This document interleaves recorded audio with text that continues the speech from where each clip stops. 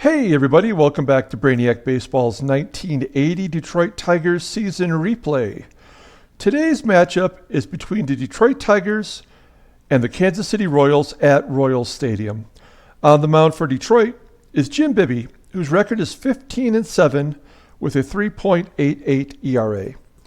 And pitching for the Royals today is Larry Gura, whose record is 2-7 with a 4.37 ERA. And so if you watched yesterday's game, I almost wanted to take a day off today from playing.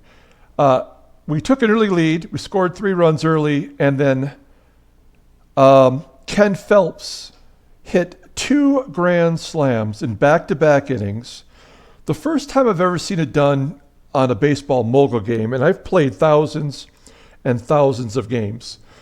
So that was the first time I'd seen that. I know in real life, Tony Batista had 2 grand slams in an inning. So Ken Phelps' feat is not as impressive as what Tony Batista did. But as far as Baseball Mogul goes, it's pretty incredible. I'd never seen it before. He finished with 8 RBIs, and the Tigers were destroyed. And so we fall into 3.5 games back. So today we need to make up that game if we can on the Yankees and regain a little bit of our pride. So all of our bullpen is available, which is not anything to be proud of. It's been really bad lately, but we will have to fight on through as there's still 6 days left before Pat Underwood comes back to the bullpen from his injury. So here's the lineup. Larry Gura is a lefty. And so Whitaker is listed as tired, which is fine because he's a lefty. So I've taken him out. I put Tom Brookins in at second base. And then given Gary Hancock the day off, that was just a decision on my own. And we have Bob Baylor in right field for that. So that's the main difference there for the lineup. Let's go ahead and do the lineup rundown. And over here on the right side, you'll see the 1980 Topps card that represents that player. So batting leadoff, and in right field is Bob Baylor. Batting second and at shortstop is Alan Trammell. Batting third and at first base is Jason Thompson. Batting cleanup and at DH is Carlton Fisk. Batting sixth and in catching today is Lance Parrish. Batting sixth and in left field is Steve Kemp. Batting seventh and in center field is Tony Armas. Batting eighth and at third base is Richie Hebner. And batting ninth and playing second base is Tom Brookins. So here's Larry Gura. Interesting story, this guy. He's making his 6th start. He's 2-7. With a 4.37 ERA on the season. Opponents are batting .322. He was a second-round draft pick by the Cubs out of Arizona State. As a pitcher for Arizona State in 1969, the year that the Seattle Pilots became a Major League franchise, Arizona State played the Pilots in a exhibition game. And Larry Gura and future Met, I should say, Craig Swan, combined to beat the Pilots 5-4.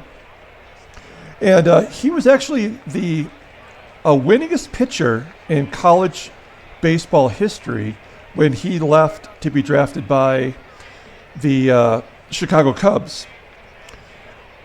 So he was drafted by the Cubs. He went through the minor leagues and wasn't really given much of a chance in the majors.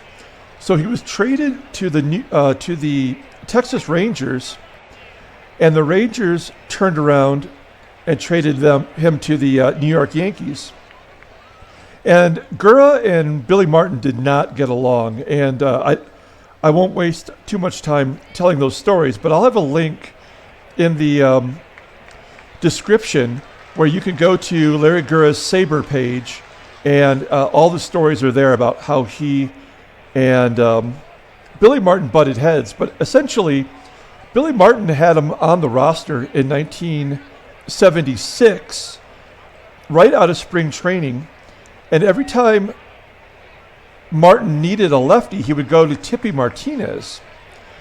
And so Gura finally had been told by Billy Martin that he was going to get the start in 2 days. And instead of putting Gura in short relief in a situation where they needed bullpen arms, he put in Tippy Martinez again. And so Larry Gura complained to Billy Martin, and 2 days later, instead of making his start, he was traded to the Royals. And the Royals gave him a chance to succeed. He had his best years, of course, starting in 1978, you can see here. In 1980, in real life, it was his best year. He went 18-10 with a 2.95 ERA. He was an all-star that year, and he finished sixth in the Cy Young voting. He made 2 World Series starts in 1980 against the Phillies and got a no decision in both of them. He is in the Royals Hall of Fame and is still associated with the Royals front office. And so here we go. Bob Baylor leading off against Larry Gura. And Baylor hits it down the left field line. It falls in for a double. And that's a much better start than to yesterday's game. As Baylor's on second base. Trammell's up next. And a wild pitch sends Baylor to third. So RBI opportunity here for Trammell. Oh, that's definitely going to be an RBI. It's 2, in fact, as Trammell hits his 15th home run on the season, and it's 2-0 Detroit. So fast start. Jason Thompson leading off, batting with nobody out, and he grounds it to short. There's one down. Next up is Fisk, batting .337 versus lefties. And he gets a base hit to left. That's the third hit of the game for the Tigers. Next up is Parrish with one down, Fisk on first. And he hits a blooper into right center field. It's caught by the right fielder, Darrell Evans, and that's the second out. Next up, Steve Kemp. And Kemp grounds it to short. And Rance Mulliniks has it for the third out. So 2-0 Detroit. Here we are in the bottom of the first. Let's go ahead and go down the lineup real quick. Batting leadoff and catching is Darrell Porter. Batting second and in right field is Dwight Evans. Batting third and at third base is George Brett. Batting cleanup and at first base is Ken Phelps. Batting fifth and DHing is Willie Aikens. Batting sixth and at second base today is George Orta. Batting seventh and at short is Rance Mulliniks. Batting eighth and in left field is Amos Otis. And batting ninth and in center field is Leon Brown. And pitching for Detroit is Jim Bibby. He's 6-0 as a Tiger since his trade at the All-Star break. His last 3 starts have been really rough. The offense has bailed him out. He's got a 4.66 ERA. Opponents are batting .257 against him. And we need a good start from him today. As Darrell Porter leads off, he had the day off yesterday as Jerry Grote came in and did really well for him as Porter hits it into the right center field gap, and the Royals have themselves a double to lead off the game. So Porter at second base. Here's Dwight Evans, and Bibby walks Evans. So not a good start for Bibby as the first 2 Royals are on base. George Brett up next. And Brett flips it down the left field line.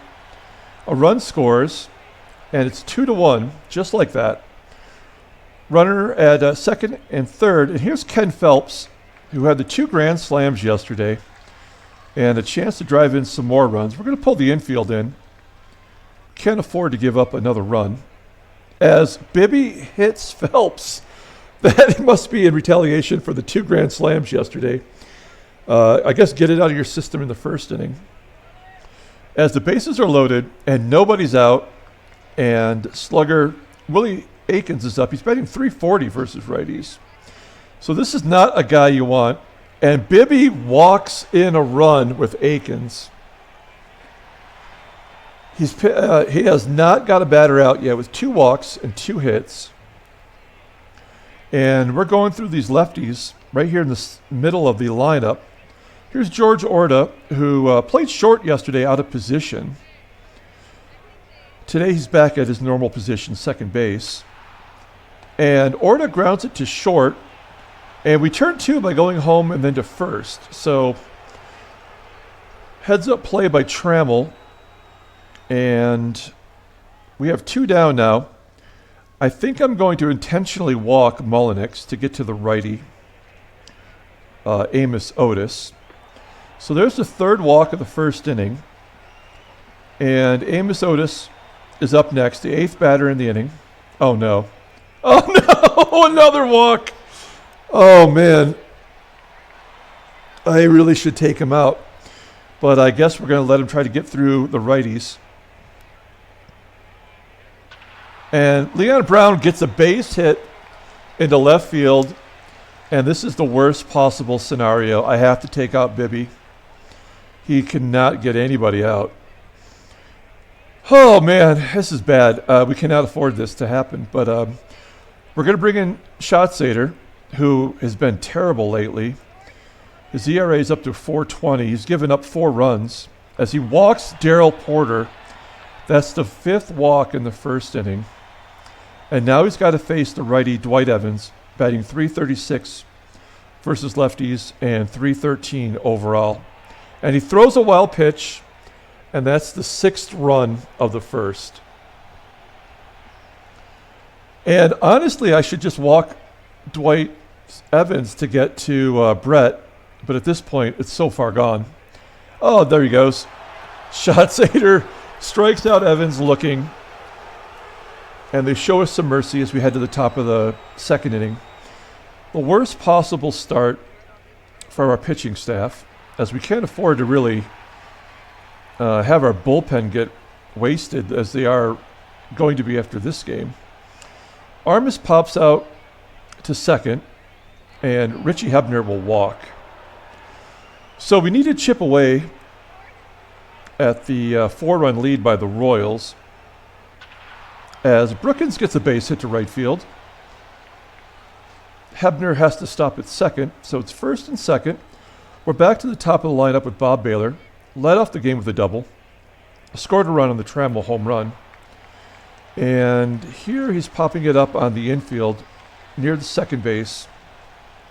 And that's the second out. So could Trammell come through with another big hit? Nope. He's going to pop it up on the infield to the second baseman, Orta.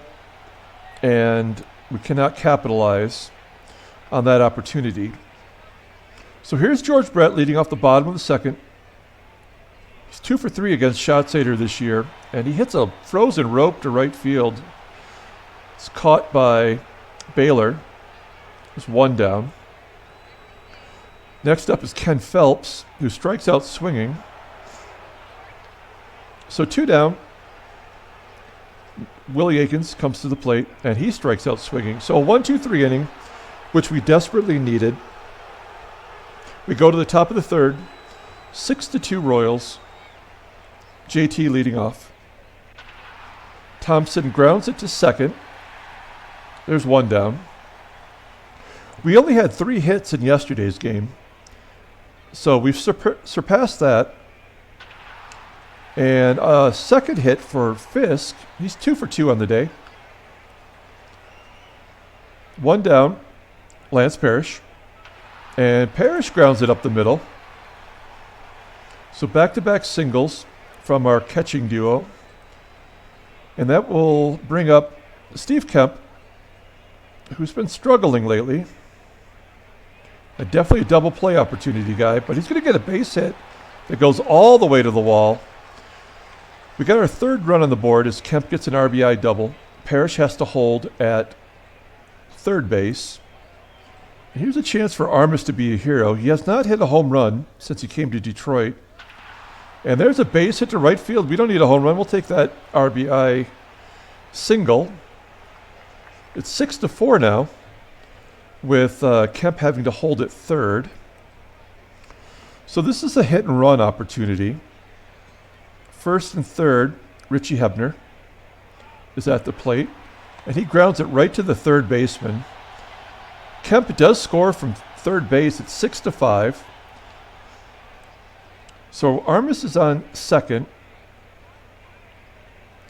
Here's Tom Brookins, and Brookins grounds it to short, and there's the third out of the inning. So we put 3 on the board, and it's just a 1-run lead now for the Royals. So Tigers fighting back, chipping away.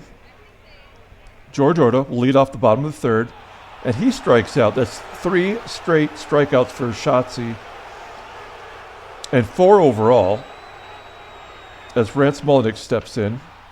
And Mulliniks is going to get a base hit to right field. That'll break up the groove that Schatzeder was in. Runner on first, Amos Otis to the plate, and he gets a base hit to right as well. So it's first and third, and I'm not going to pull the infield in. I'm going to keep him back and try to turn a double play against Leon Brown. And he's going to get a hit to right field. It's caught by the right fielder, Baylor. And then Mulliniks was thrown out at the plate by Bob Baylor, preserving the 1-run deficit. That is exciting. I didn't expect that to happen. And you make a good defensive play, you lead off the next inning. So top of the fourth for Baylor. And Baylor hits a high fly ball to right center field. Falls short of the warning track. He has not hit a home run this season. Next up is Trammell. Trammell's going to get his second hit of the game as he gets a base hit into center field. We're not going to risk him getting thrown out on a trying to stretch into a double. But what we will do is we'll hit and run with JT, who is prone to missing, swinging and missing. Oh, there's a base hit to center field. Trammell will go to third. And it's first and third with a chance for Pudge to drive in a run. Worked once, we'll try it again with the old hit and run. And Fisk is going to hit it far enough that we should tie the game up on the sac fly. Trammell scores. And there it is, 6-6. We've chipped away.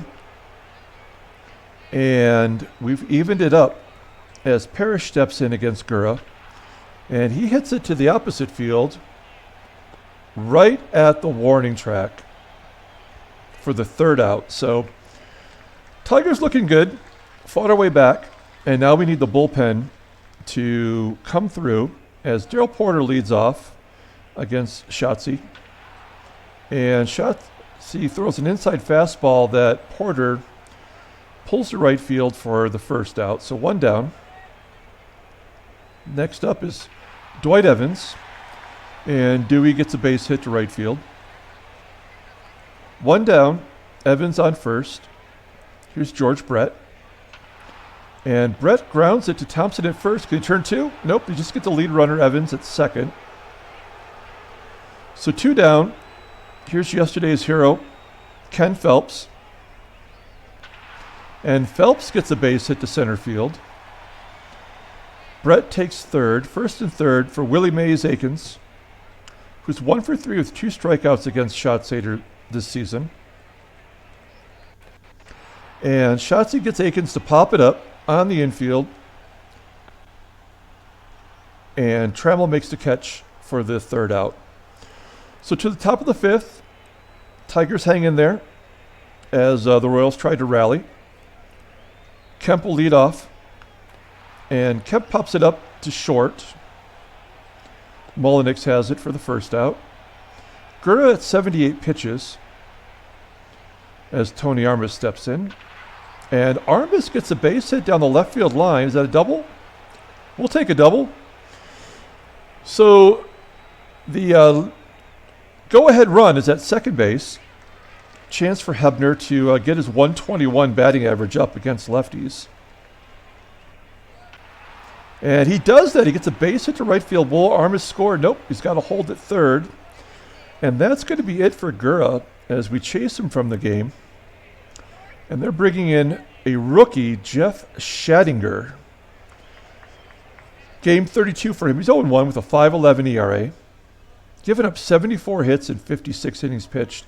More walks than strikeouts. Opponents are batting .314 against him. So just need to be a little patient here. We're going to let Brookins swing away. Full count. And he hits it to right field. And it's caught by the right fielder. Armis tags up and scores on the sac fly by Brookins, and we have the lead. We've chipped away, and we've caught him, and we've surpassed him. So 7-6 Detroit, and Baylor walks.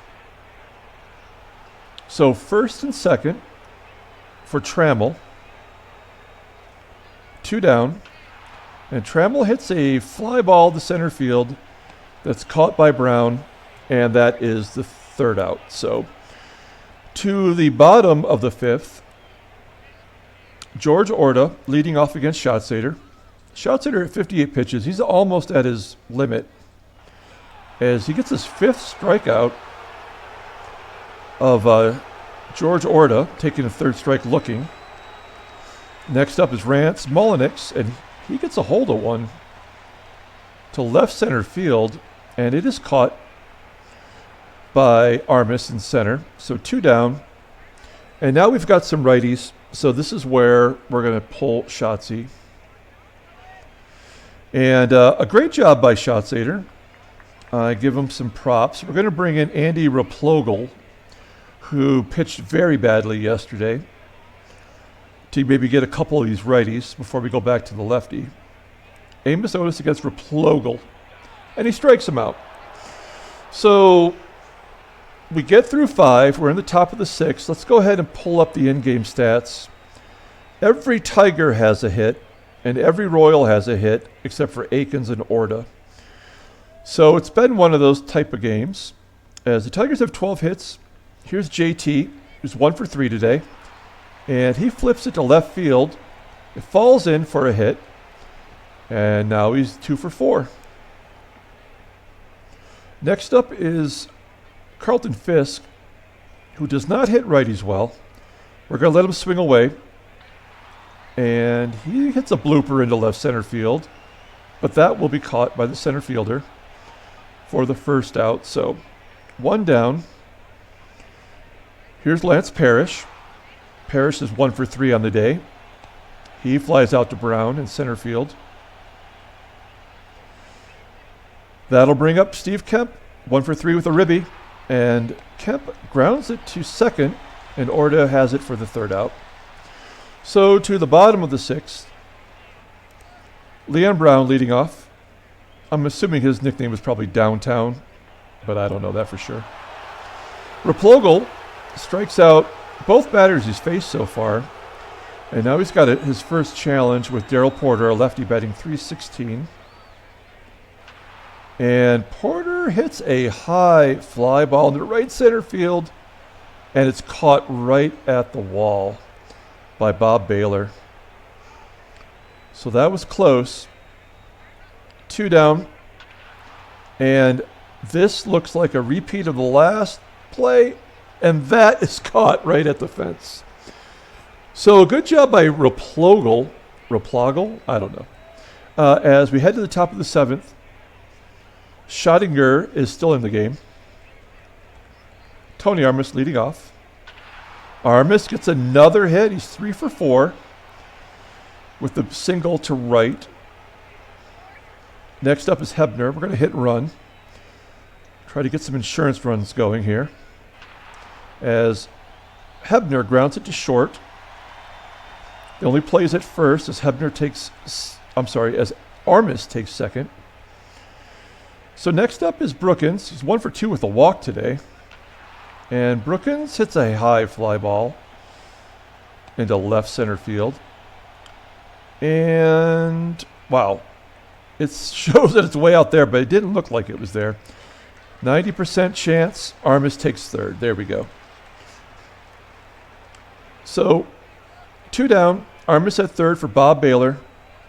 And Baylor, I thought it was going to get a base hit to right field. But it's just a ground out to Orta at second. So we go to the bottom of the 7th. We're taking out Replogle. And we're going to bring in Keith Comstock, who has been lights out for Detroit. 10 innings pitched, and he's put up a goose egg. And I know I probably just jinxed him, but it's worth mentioning that he's been a pretty good acquisition. As George Brett steps in, and Comstock strikes out Brett. So 1 down. Ken Phelps is up next, and Phelps grounds it to second base. Brookins has it for the second out. Next up is Willie Aikens. And Aikens is going to get a base hit to left field.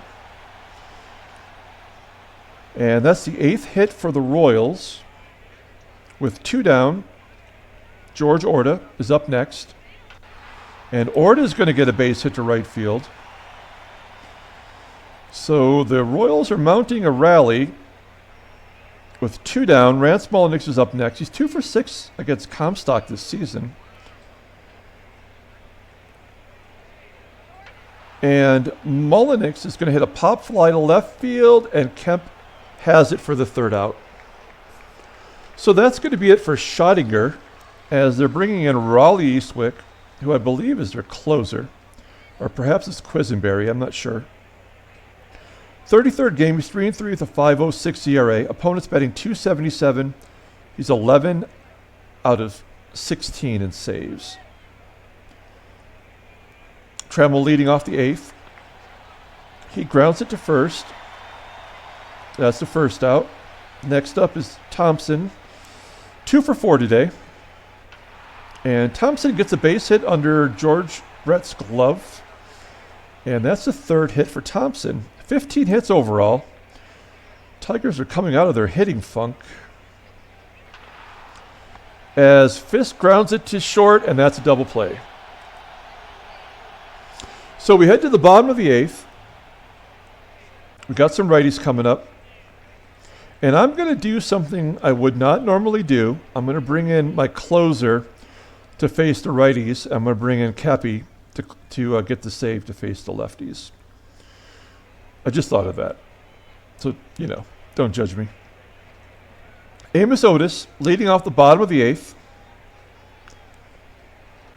And Otis hits a blooper into left center field, and it falls in, a little duck snort, and he stretches it into a double. Wow. Okay, so this might be a bad idea. We're going to pull the outfield in so no other bloops fall in. Leon Brown, and he strikes out. So we're definitely intentionally walking Porter. And that's going to bring up Dwight Evans, who's not an easy out. He's batting .303 versus righties. But we do have an opportunity for a double play between Porter's 72 speed and Evans, his 74 speed, both below average. And we're going to play the outfield in normal position. And that is a line drive out. And now we have the lefties. So it did not go as well as I'd hoped, but we're going to count on Capizzello to close this game out. But he's got to get through George Brett first here with 2 down, runners at first and second. And George Brett to the plate. And Brett grounds it to short. And there's the 3rd out. So the bullpen keeping it together, as Bibby didn't even make it out of the 1st. And we head to the top of the 9th.